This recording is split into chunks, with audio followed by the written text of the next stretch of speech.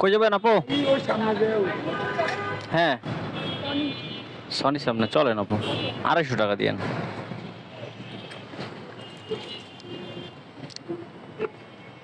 নেন। দোকান সনি হল।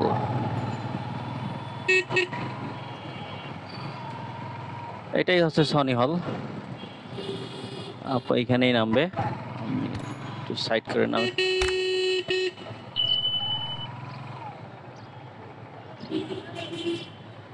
আহ আহ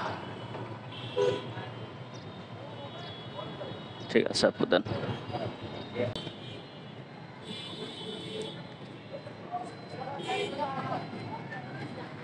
ভাঙটি আছে আপু, আমি তো ব্লগ করি, আপনাকে ভিডিওতে রাখলে কি সমস্যা আছে?